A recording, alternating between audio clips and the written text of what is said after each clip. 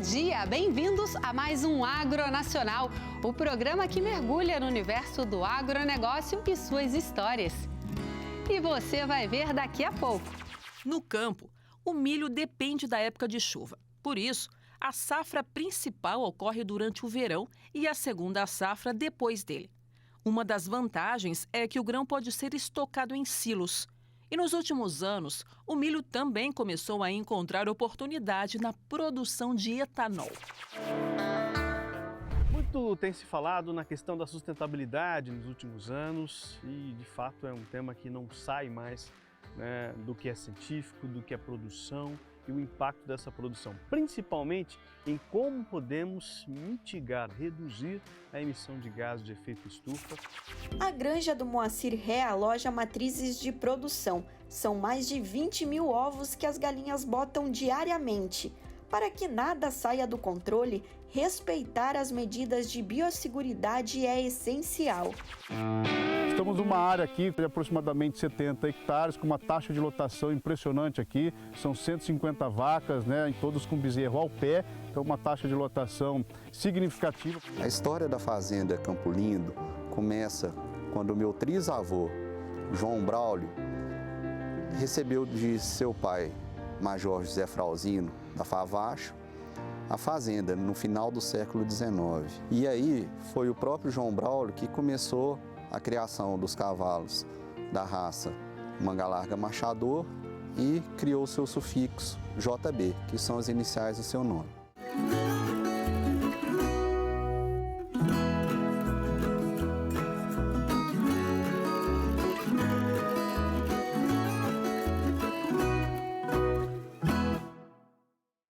Olá, você está assistindo ao Agronacional, um programa da TV Brasil em parceria com o Canal Rural. E eu, Jaqueline Silva, estou aqui toda semana te acompanhando nesta jornada pelo universo agro, com muitas informações e ótimas histórias. Para iniciar o programa de hoje, vamos falar sobre o milho, um cereal que pode ser aproveitado de inúmeras formas. Além de ser um dos alimentos mais consumidos no mundo, tanto por homens como por animais, o milho tem sido cada vez mais utilizado na produção de etanol. Vamos conferir? No campo, o milho depende da época de chuva. Por isso, a safra principal ocorre durante o verão e a segunda safra depois dele. Uma das vantagens é que o grão pode ser estocado em silos. E nos últimos anos, o milho também começou a encontrar oportunidade na produção de etanol. Você tem o milho, que é produzido no campo pelos produtores agrícolas. Esse milho ele tem uma porção de amido. E o amido ele é um açúcar, né? Ele é um açúcar complexo, a gente chama de polissacarídeo. Então, no processo industrial, existe um processamento desse milho. Inicialmente você faz uma moagem, né? E tem etapas onde é feita uma liquefação e esse amido ele vai sendo convertido a açúcares fermentescíveis, que são açúcares que podem ser fermentados. Então, existe uma etapa do processo chamada fermentação, onde esses açúcares fermentescíveis, eles são fermentados por um micro-organismo chamado levedura, e a levedura faz o processo de converter esses açúcares em etanol. E aí dentro do processo de produção de etanol de milho existe uma etapa de fermentação que converte os açúcares fermentescíveis em etanol, e você tem também produção de DDGS e óleo de milho, além de outros coprodutos, dependendo de cada processo industrial. A produção de etanol a partir do milho vem crescendo a cada ano. Os Estados Unidos estão no topo da produção. No Brasil, quem ocupa o primeiro lugar no ranking é o estado de Mato Grosso, onde usinas chamadas de flex, porque podem moer milho e cana, estão em alta. Em seguida, vem o estado de Goiás. É uma produção muito sofisticada, é uma produção com muita rentabilidade, então ele complementa muito bem, ele vem crescendo justamente pela rentabilidade, tem investimentos, então o etanol de milho é uma parte muito importante do crescimento da matriz energética renovável do Brasil, sim. Com 1 tonelada de milho, é possível produzir 430 litros de etanol, 550 quilos de DDG e 15 litros de óleo. Segundo a UNEM, União Nacional de Etanol de Milho, a perspectiva de produção de etanol de milho na safra 2022-2023 é de 4,5 bilhões de litros, um expressivo aumento de 31% na comparação com a safra anterior. O volume de milho processado pelas usinas também deve aumentar proporcionalmente, passando de aproximadamente 8 milhões de toneladas para mais de 10 milhões, um acréscimo de 30%. Interessante é que os resíduos decorrentes do processo de esmagamento do milho, conhecidos como DDG ou WDG, também são aproveitados pelo próprio agronegócio para a nutrição animal, assim como o óleo de milho. E dentro do processo industrial, você tem várias oportunidades, né? Hoje, em termos de não somente tecnologia de processo, que conseguem aplicar muita tecnologia, pois durante muitos anos essas tecnologias avançaram no sentido de você poder produzir diferentes coprodutos, né? Então você não precisa necessariamente produzir um tipo só de farelo, você pode produzir vários tipos de farelo para o mercado e atender vários tipos de segmentos diferentes. E você tem também biotecnologia, né? Que são enzimas e micro-organismos de alta tecnologia que ajudam o produtor de etanol a ter mais rendimento, né? A tirar mais daquela matéria-prima que ele está colocando dentro do processo, maximizar a sua produtividade, reduzir o uso de químicos, reduzir o uso de água, que é importante. E, ou seja, você tem no final do dia, né? Alta performance na sua planta industrial com a maximização dos seus resultados. A produção de etanol de milho no Brasil é um importante avanço para a cadeia produtiva do grão, que passa a ter na fabricação do biocombustível mais um meio de geração de emprego e renda. Um mercado gigantesco, né? E esse aumento na produção de etanol de milho é impressionante. A gente vê que ao invés de resíduos, cada vez mais nós falamos em coprodutos obtidos a partir de uma mesma fonte, como os DDGS, grãos secos e destilados, e o óleo de milho. Agora, vamos conferir quais são os principais métodos que estão sendo utilizados na pecuária brasileira para a redução e mitigação das emissões de gases do efeito estufa.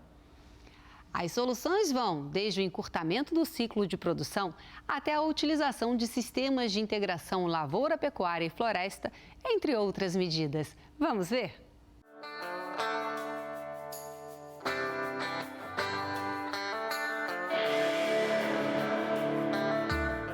Muito tem se falado na questão da sustentabilidade nos últimos anos e, de fato, é um tema que não sai mais, né, do que é científico, do que é produção e o impacto dessa produção, principalmente em como podemos mitigar, reduzir a emissão de gases de efeito estufa, e esse papel da pecuária é muito relevante. E aí, obviamente, a gente traz essa temática também para discutir aqui com o Gustavo e o pessoal da APTA, até porque, Gustavo, isso sempre esteve presente, de certa forma, a questão da sustentabilidade no trabalho de vocês, mas agora mais que nunca, porque agora nós precisamos coletar dados, ver o que é científico, ver o que é fato, para poder comunicar isso bem para a sociedade, né? Exatamente, Marco. A questão da sustentabilidade, principalmente relacionada aí a gases de efeito estufa, carbono, todo esse cenário, hoje ele se tornou mais relevante do que nunca, né? Na verdade, o que a gente vê aí? A maior parte das empresas buscando falar que é carbono neutro, olhando... Zerar essas emissões, olhando para a nossa pecuária, olhando para o mundo de uma forma geral, sempre pensando nisso, né?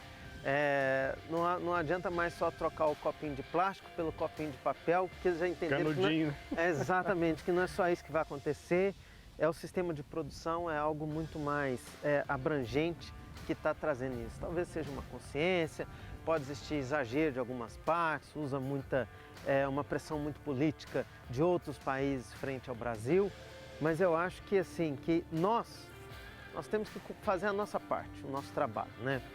Tanto o produtor, quanto a academia, como a indústria, todos os setores têm que contribuir com esse ponto para quê? Para que a gente consiga trazer as informações corretas. Eu acho que o primeiro ponto já existem muitas pesquisas com isso, mas assim, organizá-las, trazê-las, tem vários centros de pesquisas, várias instituições que fazem isso muito bem, mas trazer essas informações para o setor privado para poder comunicar bem, né? E comunicar, até uma frase bastante, não é aquilo que você fala, é aquilo que o outro escuta. Então a gente tem que conseguir levar essa informação de uma forma muito adequada para todas as pessoas que vão fazer uso dos nossos produtos. Isso é importante, porque nós temos um turbilhão de informações circulando no nosso segmento, no mercado, isso confunde o produtor, isso confunde o consumidor final, a sociedade como um todo.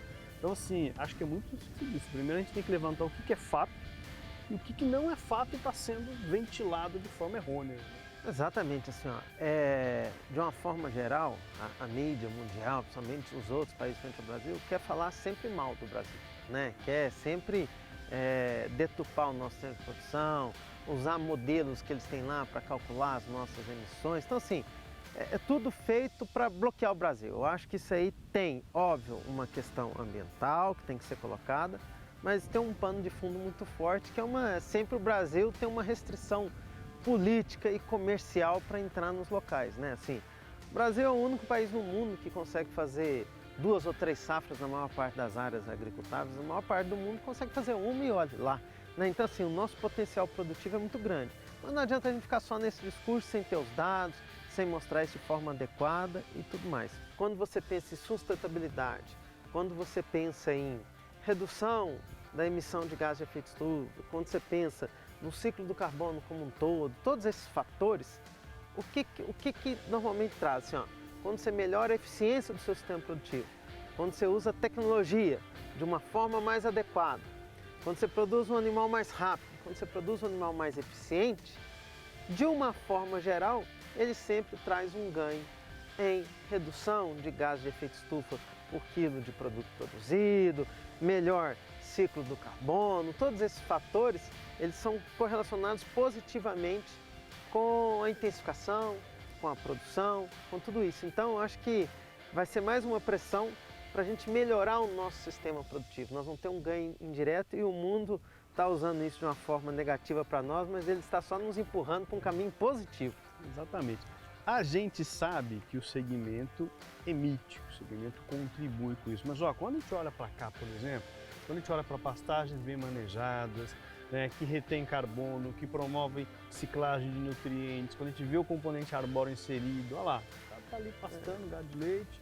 Né? Quando a gente olha para o sistema, a gente vê que existe um potencial enorme de mitigação disso, né, Gustavo? Inegavelmente sendo eficiente. O caminho é isso. Exatamente. Eu acho que assim, o caminho, um dos principais caminhos para buscar essa eficiência é a gente produzir, tipo, um animal, ao invés de ser abatido com 3 anos, ser abatido com 2 anos. Aí você já está fazendo, ao invés de ser abatido com 2 anos, né? Já com 18 meses. Então ele vai emitir, normalmente ele vai emitir mais por dia, mas muito menos em cima da produção como um todo.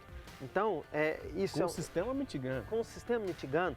E aí, para você encurtar o ciclo produtivo, para uma vaca te entregar um bezerro mais pesado, para um lote de vacas te entregarem mais bezerros, para esse bezerro serem mais pesado, para essa recria ser mais eficiente, para essa engorda ser mais eficiente, para tudo isso fechar essa conta bonita no que a gente fala em gado de corte, nós temos que passar por sistemas eficientes, né?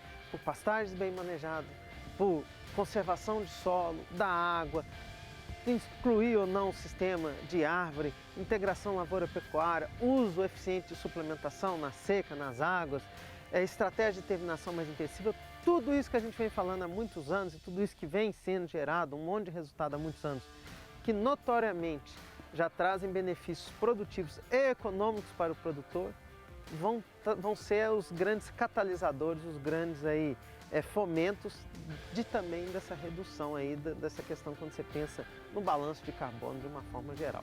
E aí entram as oportunidades, porque aí a gente tem neutralização, a gente tem geração de crédito de carbono, que é um baita mercado que vai com certeza ganhar mais força na próxima década. Então isso pode ser uma baita linha de trabalho para gerar resultado econômico. Né? Com certeza. Assim, ó, o produtor, ele é dependente de crédito, certo? Então, assim, acho que linhas de crédito, financiamentos, não só públicos, mas privados, vão ser mais interessantes quando você tem um sistema produtivo sustentável, que você consegue mostrar isso. Além disso, você vai ter oportunidades de trabalhar isso no mercado. Quando você faz sua lição bem feita, quando você usa, isso vai ser um atrativo muito grande para as tecnologias, que notoriamente, o que a gente busca? Tecnologias que tragam retorno econômico por si. Além disso, elas vão contribuir de forma positiva para essa mitigação, redução da emissão e todos os outros fatores, e ainda você vai poder ganhar, a gente acredita, né, que ainda você vai poder ter o que a gente chama de um dinheiro mais barato para poder financiar a sua produção e ainda ter essas oportunidades, por exemplo, como crédito de carbono e outros fatores mais, aí, outras oportunidades de negócio que o produtor vai ter que estar cada vez mais atento a isso, cada vez mais pensando nisso. Isso aí é uma conversa que veio para ficar. Você tem que ficar atento a isso, tem que começar a estudar sobre isso, entender sobre isso, conversar sobre isso. Isso é extremamente relevante.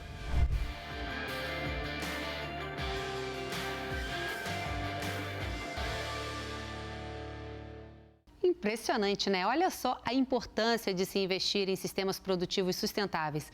Isso ajuda não apenas o meio ambiente, como também é ótimo para os negócios. E não perca no próximo bloco. O controle de plantas daninhas do modo foliar não é indicado para esse período, ficando mais para o período chuvoso, mais para o período das águas, né? Então a gente recomenda nesse período o controle de plantas daninhas localizadas. Agora vamos para um breve intervalo. Fique com a gente, o Agronacional volta já já.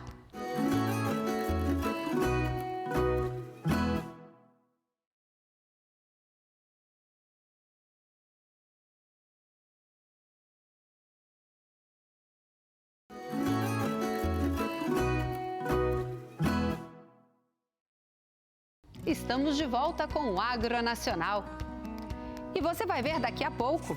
O fogo já rodeou nós de 10, 12 anos que a gente tem a propriedade.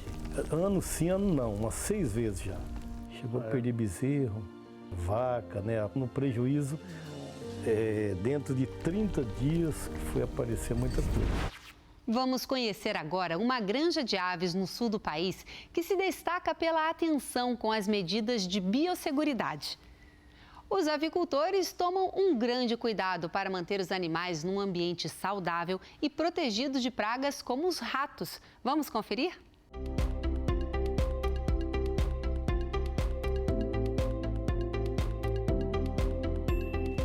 A granja do Moacir Ré aloja matrizes de produção. São mais de 20 mil ovos que as galinhas botam diariamente. Para que nada saia do controle, respeitar as medidas de biosseguridade é essencial. Isso vale para quem frequenta a granja também. Para passar para o outro lado de dentro, é preciso tomar banho. E para proteger os animais, o controle de roedores é fundamental. Por isso, o avicultor optou por fazer uma cerca anti-ratos para não dar chances aos inimigos. Tinha muito problema com roedores, com rato, de chegar a estragar equipamentos e às vezes problemas sanitários que acontecia, que a gente talvez já era do rato, né? Então veio com a proposta aí da cerca anti-rato e a gente topou e começamos a fazer e fizemos, foi um dos primeiros a fazer. E deu certo, acabamos com o rato. A gente implantou ela na unidade fazem mais ou menos uns 4 anos. Ela tem uma profundidade de 50 centímetros para baixo da terra e uma altura de mais ou menos 70 centímetros. E essa chapa metálica, ela serve para que o rato não consiga acessar, ele não consegue escalar. Quando ele sobe, ele escorrega na chapa e cai para fora de novo da cerca. Então a gente conseguiu praticamente zerar a quantidade de ratos que a gente tem hoje dentro das nossas granjas. Os ratos podem transmitir diversas doenças para o lote, como salmonelas e micoplasmas, já que eles também comem a ração. Sem contar que a estrutura do aviário pode ser danificada pelos roedores, como lonas, fiação, bandô. Para que isso não aconteça, prevenir é a melhor solução. Já pensou, a gente toma banho, tem todos esses cuidados para nós entrar aqui, e o rato entrava e saía a hora que queria, ia na calha de ração e tudo, né? E com isso a gente resolveu tudo isso. Já a família do produtor Ramon de Souza possui tanto granja convencional como granja modal. Na convencional, as adaptações para garantir a biosseguridade são notórias. Além da cerca anti-rato, há uma passarela entre os aviários. Ela funciona tanto para o bem-estar dos funcionários, né? Porque antigamente, para chegar no aviário, eles acabavam indo no sol ou na chuva. E como era em lugar aberto, pousava passarinho, pousava outros animais, o próprio rato também passava por ali. pisava ali, lógico, era lavada a bota para entrar dentro do aviário, mas sempre ocorria de entrar, talvez um pouco sujo. E com a passarela isso não acontece, o passarinho não tem mais contato. Quando o pessoal entra para dentro da casinha, toma banho e entra para dentro da granja, ela está dentro do aviário já na passarela. Então é mais tranquilo, ninguém toma mais chuva na cabeça, como acontecia antigamente. Nesse aviário modal estão alojadas 11.000 fêmeas e 1.200 machos, todos com 66 semanas. Aqui, a boa ambiência aliada à biosseguridade faz a galinha ter uma alta produtividade. Além da granja modal, ela facilitar na questão da estrutura, da climatização, do bem-estar para as aves, na questão de biosseguridade, é muito bacana. Não temos frestas aqui dentro, não conseguem os vetores da rua acessarem. E outra coisa muito interessante é a questão do cascudinho. O cascudinho gosta muito de madeira também, né? Então a dificuldade deles conseguir se alojar aqui é muito maior, porque aqui é tudo em metal, não temos as estruturas em madeiras que nem muitas granjas convencionais a gente encontra. Todo esse cuidado é importante para não haver doenças, nem dentro, nem fora da granja. Até os caminhões que recolhem os ovos passam por uma desinfecção. Eles podem estar trazendo para a gente doenças sanitárias, pode acabar vindo uma salmonela. Então, salmonela na avicultura é algo muito grave, principalmente numa matriz. Para saber se algum rato passou pela propriedade, o produtor deve checar a porta-isca e preencher uma planilha com as informações. A equipe técnica vai conferir mensalmente e analisar quais lugares estão aparecendo mais ratos para fazer um plano estratégico. Todas essas boas práticas de manejo fazem do Brasil um país livre da influenza aviária, doença que tem acometido outros plantéis ao redor do mundo. As pessoas que trabalham aqui, elas têm que estar bem cientes dos parâmetros de higienização. Isso começa desde as mãos até desde o nosso banho lá. Para entrar numa granja de matriz, como você sabe, tem que tomar banho, tem que esfregar unha, tem que esfregar pé, chinelo, suar nariz. Então é bem importante que todo mundo tenha essa consciência para evitar que traga qualquer doença do meio externo para o meio interno.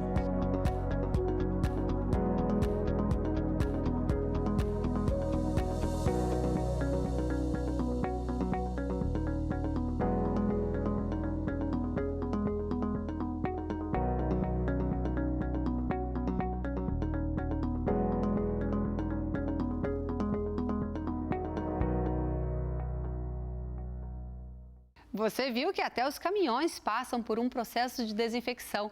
Realmente, os avicultores brasileiros dão um grande exemplo de como evitar a contaminação das aves.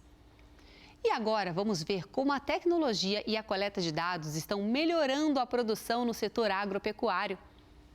Você vai conhecer um aplicativo gratuito que facilita a gestão do rebanho através de controle de informações coletadas dos animais de forma remota. Estamos numa área aqui de aproximadamente 70 hectares, com uma taxa de lotação impressionante aqui. São 150 vacas, né, todos com bezerro ao pé. Então, uma taxa de lotação significativa, porque já estamos aqui na segunda quinzena de julho. Já estamos aqui há mais de 60 dias sem chuva. Naturalmente, as pastagens eram já para estarem verdolentas para seca, perdendo qualidade. E aqui a gente vê uma área de aveia para um período onde e uma região onde a gente está aqui que tem um inverno e que tem um frio um pouco mais rigoroso. Em diferentes geografias do Brasil, pelo Brasil Central aí, a gente tem outras gramíneas, pode fazer a produção de silagem, pode fazer implantação de milho, implantação de sorgo, outras estratégias aí para aguentar e atravessar esse período seco, né? Poderia ter aqui trabalhado com qualquer outra gramínea forrageira, mas com os problemas de geada, essa é uma excelente estratégia, né? A gente comenta que ajustar a taxa de lotação é muito importante para atravessar esse período seco, atravessar esse período da seca como um todo, né, que é um período longo até. Ajustar o manejo, ajustar a taxa de lotação E uma dica que a gente deixa também, como Corteva aqui, é que o controle de plantas daninhas do modo foliar não é indicado para esse período, ficando mais para o período chuvoso, mais para o período das águas, né? Então a gente recomenda nesse período o controle de plantas daninhas localizadas. E para isso tudo, pessoal, a gente da Corteva entende que isso aqui é planejamento, isso daqui é organização, através de análise de dados, um planejamento que foi feito lá nas águas e consegue chegar nesses resultados que a gente está vendo hoje, através de ferramentas que a Corteva acredita e tem investido, onde a gente traz o Inlida como o nosso parceiro aí, que ajuda nessa gestão, e nessa gestão a gente ajuda, né, na tomada de decisão, e através disso, tendo um bom planejamento. Nossa amiga Gabi pode falar um pouco mais aqui do Inlida, sua ferramenta e os seus benefícios. O Inlida ele foi pensado vendo a dificuldade que os produtores tinham no dia a dia do campo. Então, conhecendo, sendo filha e neta de pecuarista, que já viu essa dificuldade do produtor, conhecendo outros produtores, a gente viu a dificuldade que o produtor tinha de acompanhar essas informações. E de uma forma bem prática e sem perder os detalhes dos animais, das reproduções. Esse aplicativo ele foi desenvolvido uma boa parte aqui dentro da Fazenda Cachoeira, porque a gente via a necessidade de tirar as anotações, diminuir erro dentro do manejo do plantel, de tirar o achismo. Então nós fomos desenvolvendo as necessidades de controle do plantel e hoje com esse aplicativo toda a nossa equipe ela tem o rebanho no bolso, não é uma informação de escritório, é uma informação que toda a equipe tem em tempo real. E com 3 olhos, o olho da equipe, o olho do gerente e o olho do dono. Então é um aplicativo que ajuda a tomar as decisões, né, desde uma venda, desde uma identificação de um animal para ver quem é a mãe, o pai. Ele é muito útil dentro do dia a dia da fazenda. Pecuaristas de todo o Brasil podem utilizar o aplicativo, porque ele consegue baixar e consegue inserir as informações dos seus animais. Ele é gratuito para que isso não seja uma barreira para o produtor, que ele tenha essa facilidade para começar a digitalizar as informações do campo, estando no pasto, ou na sede, ou no escritório da fazenda, porque o aplicativo funciona offline. Então ele tem essa facilidade de poder consultar as informações dos animais a qualquer momento. O produtor que não tem algum tipo de ferramenta, ele perde boa parte das informações. Uma coisa interessante que a gente observou na Cachoeira, que quando a gente foi desenvolver o sistema, a gente acreditava que os vaqueiros eles teriam dificuldade com o uso da tecnologia e foi realmente ao contrário. Eles tiveram muita facilidade e eles acharam muito interessante porque eles se sentiram parte de uma atividade, né? Eles se sentiram parte da fazenda, vendo o crescimento do manejo e da evolução da fazenda. Hoje o aplicativo ele tem as funções de inserir os animais, os rebanhos, a parte de reprodução e sanidade. E agora a parceria com a Corteva, nós estamos instalando uma parte de manejo de pastos, no qual o produtor pode inserir quais são os pastos, os piquetes daquela propriedade e qual o manejo que ele realiza, qual a infestação daquele pasto e assim conseguir ter as informações suficientes para tomar uma decisão do melhor manejo, do melhor controle das daninhas, melhor período.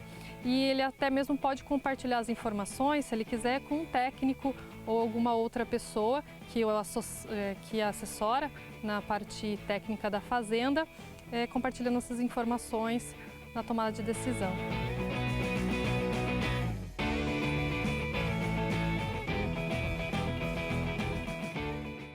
Olha só, tá aí uma ótima dica para os pecuaristas brasileiros que podem utilizar uma ferramenta tecnológica gratuita e que funciona mesmo em locais sem internet. Nós vamos agora até uma fazenda que tem sofrido muito com incêndios no município de Anastácio, em Mato Grosso do Sul. Você vai ver a importância do trabalho da Brigada Aliança Guerreiros do Fogo no monitoramento e combate a esse problema.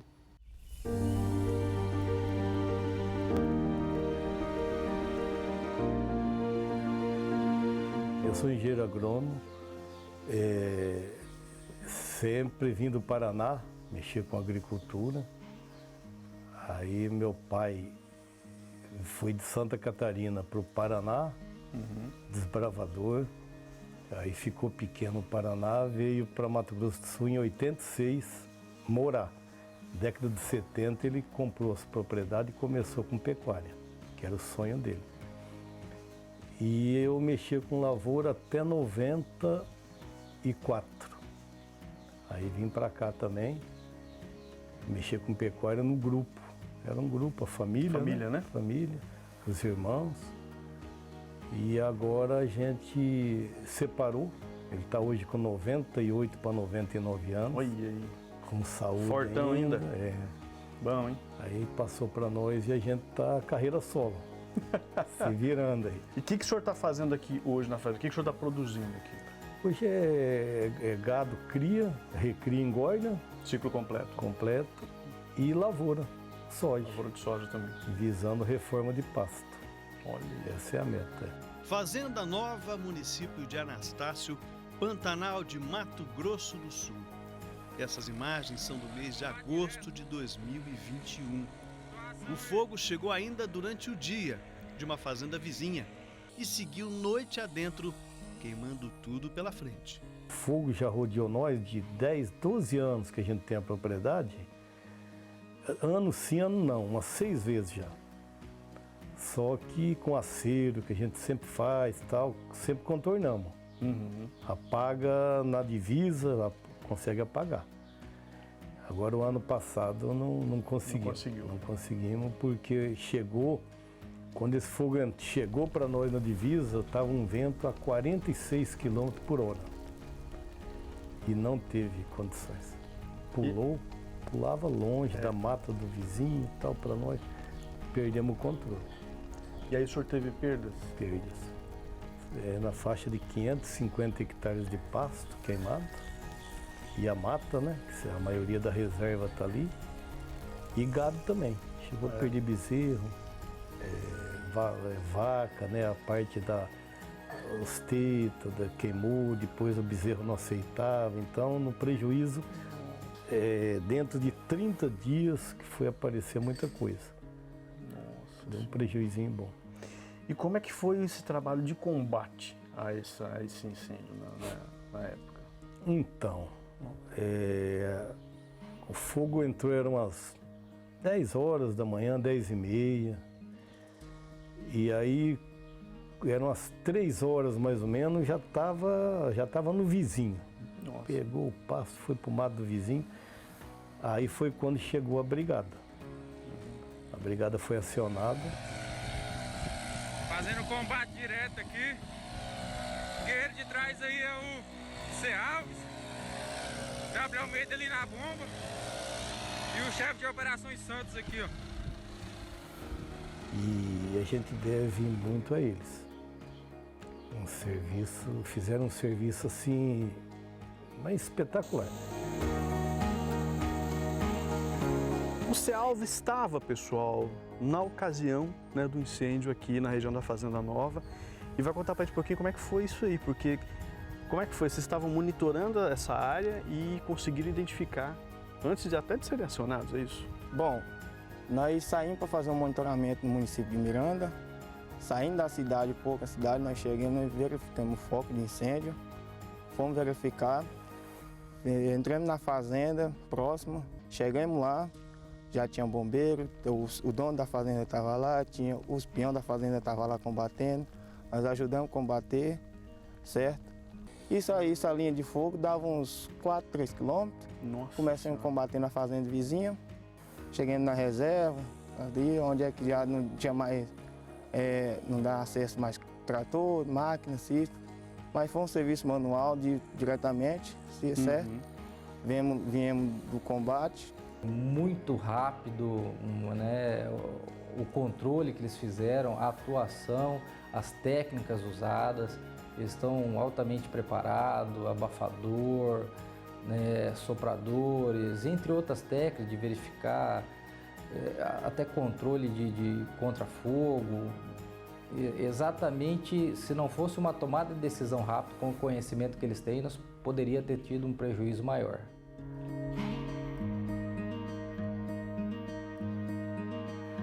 que eu tenho para falar da brigada? Eu, os funcionários, são tudo unânime. Eles são corajosos, muito corajosos. Garra, muita garra. Educação, são educados. E organizado. Chegaram já... Eles chegaram literalmente com o trem fora de controle. Né? Fora de controle. O senhor acha que se não fosse esse trabalho da brigada, o senhor tinha perdido? Tinha perdido mais? Sim. O fogo teria... eles trabalharam no sentido de cortar o fogo para o lado da sede. Uhum. Então teria ido para o lado da sede. Não teria vindo para cá. Pela extensão dele, a gente não ia dar conta. Mesmo à noite, porque à noite o fogo corria igual de dia. Eu nunca vi daquilo. E aí vai maquinário, vai gado, vai pasto, vai o que tiver. Né? Pegou mato, apagaram fogo dentro do mato também, um cordão. E graças a eles, a perda ainda não foi tão grande, né? E aí de lá para cá, essa conexão sempre estando em contato, principalmente nesses períodos mais críticos. Sim. Espero não precisar, né? Tomara que a gente não precise deles, mas se precisar eu conto com eles. Bacana. Com eles, através do JBS, né, a gente vai acionar.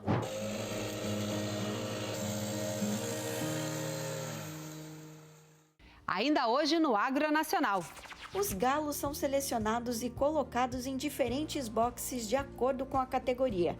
É que cada box recebe uma gramagem diferente de ração para manter um padrão entre eles. Isso vai evitar que os galos tenham uma disputa de comida. Agora é hora de mais um rápido intervalo. Mas fique com a gente porque o Mundo Agro passa por aqui.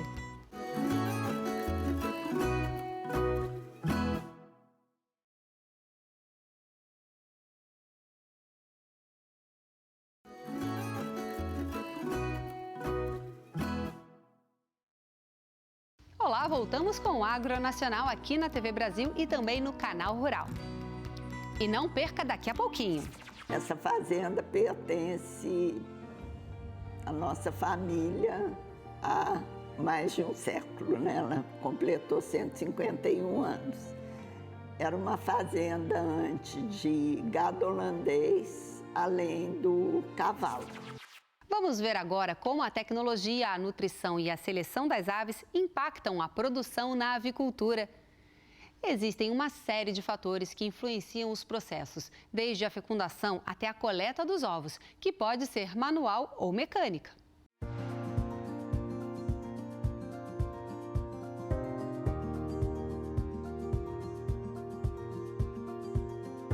Lá na Recria, o foco total é na galinha, digamos assim. Não que o galo não tenha o seu espaço, claro. Mas a gente dá muito foco para a galinha. Muita seleção, enfim. Chega aqui na produção, o foco é no galo. Aqui não é feito seleção na galinha. Aqui é feito seleção apenas no galo. São divididos em 4 boxes. Aqui o leve, médio pesado e pesado.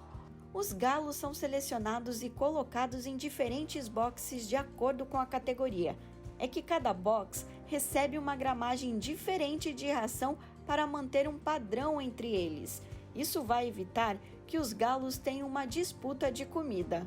E mais ou menos a cada 6 ou 4 semanas a gente repassa cada galo na mão, pesa na balança, vê a conformação do peito e redistribui eles no box adequado. Na produção, o score corporal, que é examinado através do tamanho do peito, também é fundamental para analisar a evolução tanto do galo como da galinha.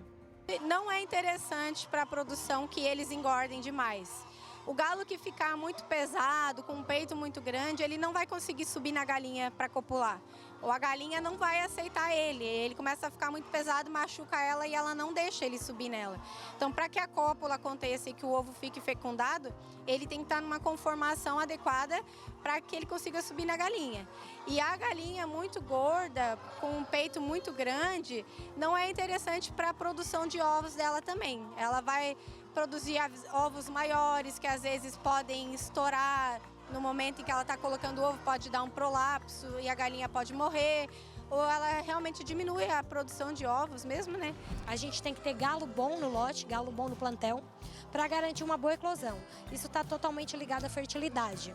O que acontece? O produtor ele tem um valor bem estimado em cima da eclosão. Eclosão para ele é lucro, para o produtor das granjas de produção, né? Então a eclosão é lucro. Essa eclosão é dada através do nascimento do pintinho, que vai ser o frango de corte. A eclosão é quando o galo está no seu ideal de fertilidade, na fase melhor da vida dele, e que é onde ele está nesse momento, e ele sobe em cima da galinha, a galinha direciona a cloaca dela em direção à cloaca do galo, e eles unem essa cloaca e conseguem fazer a fecundação, a fertilização do ovo, e o ovo fica fecundado. As matrizes chegam na produção com 22 semanas. A partir desse momento, elas passam a receber nutrientes para começar a produzir ovos férteis. A gente vai modificando a ração conforme a fase da galinha para que ela possa ficar preparada para abrir a produção, começar a postura de ovos. Assim que ela começa a postura de ovos, a gente vai direcionando ela, conduzindo ela para que ela coloque os ovos nos ninhos. Dos ninhos eles vão para a esteira de coleta e aí a gente faz uma pré-classificação dos ovos aqui dentro do aviário, depois uma segunda classificação ali antes de desinfetar os ovos e fumegar para enviar para o incubatório. A alimentação das galinhas é um pouco diferente da alimentação dos galos. Enquanto elas comem a ração através desses comedouros que ficam no chão, na cama do aviário, os galos comem através de uma calha. Mas, Gabi, por que há essa diferenciação? Priscila, então, a ração ofertada aos mesmos, elas são diferentes. A ração dos galos, ela vai ter componentes ideais para o desenvolvimento dos galos e a das galinhas, a mesma coisa. Vai ter os componentes ideais para o desenvolvimento das galinhas. Então, elas são tipos diferentes. Aqui na calha da galinha, a gente restringe ela com uma grade, que é para o galo não ter acesso. Através do desenvolvimento da crista, ele não vai conseguir acessar o comedouro da fêmea. No início da vida na produção, nas primeiras semanas, ali vai dependendo do desenvolvimento da crista, a gente coloca um cano nessa grade para evitar que os galos, mesmo com a crista pouco desenvolvida, consigam ter esse acesso. Ao longo da vida deles, quando o galo já está completamente desenvolvido, a crista bem desenvolvida, a gente retira esses canos de restrição, porque dessa forma ele não vai conseguir ter acesso de maneira nenhuma ao comedouro da fêmea. Na granja do Moacir Ré, as galinhas estão com 30 semanas e botam mais de 20 mil ovos por dia. O aviário possui ninho mecânico, mas a coleta é manual. É uma evolução em relação à época em que ele começou na avicultura. Nosso tempo aí começamos catando ovo a unha, né? Hoje, nos últimos aviários, nem bota mais a mão, né? Só faz uma seleção, tudo automático, né? É o caso do aviário do Lédio de Souza. Estão alojados 1.200 machos para 11 mil fêmeas. As galinhas estão com 66 semanas e botam uma média diária de 25 mil ovos. O sistema é todo tecnificado e de última geração. Assim, hoje a galinha, um aviário desse aqui, a gente poderia considerar que é um aviário com ar-condicionado. Então, para a ambiência da galinha, isso aqui é muito bom, é o que tem de mais moderno. O inlet é um dos equipamentos que faz essa troca de ar nos aviários. Quando a temperatura eleva, ele abre para esse ar gelado da rua entrar e o exaustor puxa o ar quente para fora e fica essa troca de ar para se manter uma temperatura. Nessa granja, o sistema de recolher os ovos é automatizado. A esteira começa pelos ninhos e percorre de aviário por aviário, até chegar na bandeja. As matrizes ficam na granja em média de 66 semanas produzindo. Após o período, seguem para o abate. Já os ovos eclodidos vão para o incubatório. Mas você deve estar se perguntando qual é a diferença entre a granja modal e a convencional na matriz de produção. Para a ave, nenhuma. A alimentação, a cama e o manejo são os mesmos. A diferença está na tecnologia que a granja modal oferece em relação à convencional.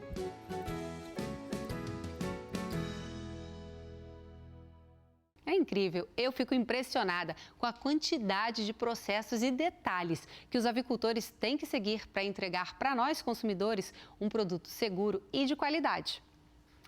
Agora, nós vamos conhecer a bela história da família Junqueira, que já está na 5ª geração de fazendeiros.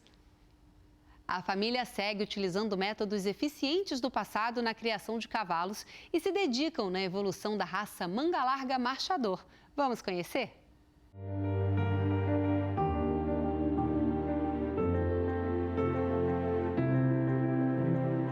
A história da fazenda Campo Lindo começa quando o meu trisavô, João Braulio, recebeu de seu pai, Major José Frauzino, da Favacho, a fazenda no final do século XIX. E aí foi o próprio João Braulio que começou a criação dos cavalos da raça manga larga marchador e criou seu sufixo JB, que são as iniciais do seu nome. Desde então, a fazenda foi passando de geração em geração. João Braulio passou para o seu filho Urbano, que passou para o meu avô José Braulio. Eu sou a Norma, atualmente eu sou a filha mais velha do José Braulio.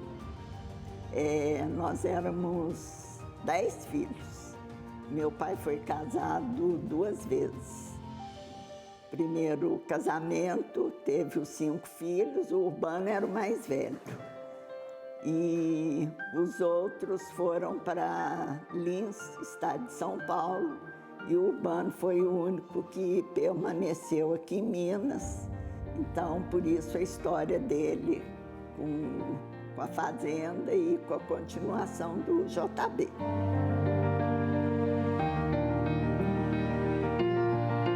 Essa fazenda pertence à nossa família há mais de um século, né? Ela completou 151 anos. Era uma fazenda antes de gado holandês, além do cavalo. E, inclusive, ganhou o prêmio Balde de Ouro pela produção da jardineira JB. Né? É uma história à parte do cavalo. O meu avô, meu pai, o Urbano e agora o Luiz Antônio deram sequência ao JB. E meu pai, inclusive, foi um dos fundadores da associação.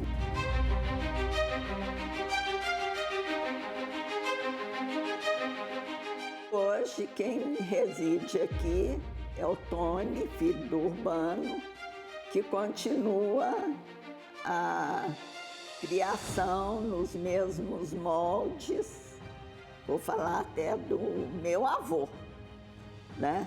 Ele faz todas as anotações, nós temos ali os livros, tem anotação ali de 1906, tudo que entra, tudo que sai, cruzamento, é tudo anotado por ele nos livros. E ele faz questão de frisar sempre que ele é um criador. Ele não é um expositor, aqui não é um aras. É a única fazenda da região que continua intacta. Com a mesma área, nada foi vendido desde a época do meu bisavô. Hoje, a gente costuma falar que todo manga larga marchador tem que ter uma pitada de JB. Por quê? Osso forte, entendeu? Estatura forte, frente boa, entendeu? Isso é importante. O trabalho foi feito de forma tão consistente que até hoje, se você pegar os campeões nacionais, os maiores reprodutores, melhores reprodutores do ranking da associação e puxar um pouquinho para trás, vai ter um sangue JB, tanto nas marchas batida quanto na marcha picada.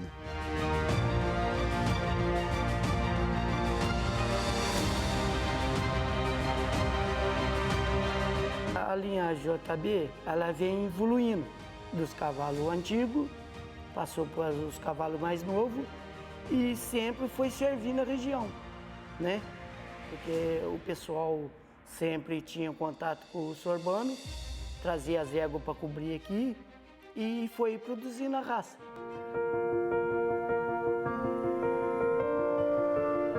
O cavalo que começou a ficar famoso mesmo do sorbano foi o atrevido, que era a genética dele já, pura.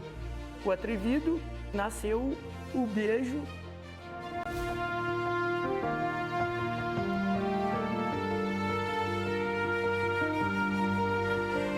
A gente, além de ser amigo, ser parceiro, ser uma equipe boa, a gente vive em função da fazenda. Então você tem que ter amor ao animal, amor a tudo que você faz, né? É o caminho que a gente segue hoje, entendeu? Cria certo, cria bem criado, entendeu? Respeita o animal, sabe? Você tem que respeitar o que é dele, entendeu? Você não pode querer mudar uma coisa que não é dele. Tem que sempre respeitar, entendeu? E vai, isso vai. O animal não é bicho. Entende a gente, né? E bem entendido. Os animais são criados como antigamente. Tudo solto, nada de muito enfeite, muita produção. Aqui a estação a gente começa em final de agosto e fecha em janeiro, que é o momento de estação.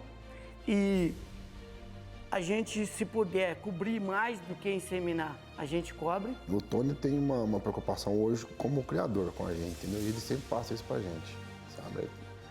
Ele acha que o animal tem que ter uma vida de animal, entendeu? Porque ele veio pro mundo, ele é presa, sabe? Como é que você vai fechar em baia?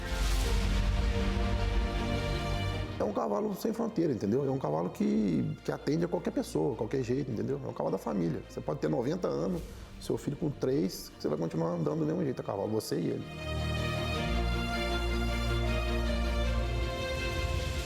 Aqui a gente respira cavalo. Aqui a gente respira cavalo, respira gado, respira fazenda, entendeu? Isso aqui é 24 horas, né? Vive isso aqui, porque é só evoluir. Não estamos decolando, entendeu? A ideia nossa é decolar, entendeu? É uma história rica, documentada.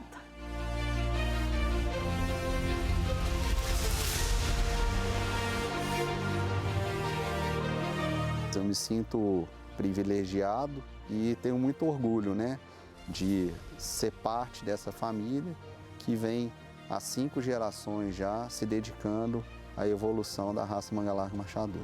Para a gente é um orgulho muito grande ver que o trabalho dos nossos avós são reconhecidos até hoje, né? E a gente sabe a força do JB. O futuro da JB, eu acho que é continuar fazendo esse trabalho consistente, mantendo as características marcantes da linhagem e contribuir da melhor forma para a evolução da raça Manga-Larga Machador.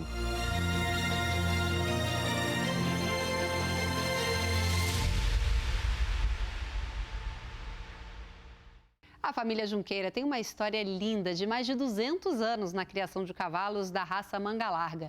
E a gente aqui torce para que muitas e muitas gerações continuem com esse belo trabalho. E esse foi o Agronacional, uma parceria da TV Brasil com o Canal Rural. Na semana que vem, a gente vai estar aqui de novo te esperando com mais notícias sobre o mundo do campo. Mas você também pode assistir ao nosso programa no TV Brasil Play e nos seguir nas redes sociais da TV Brasil.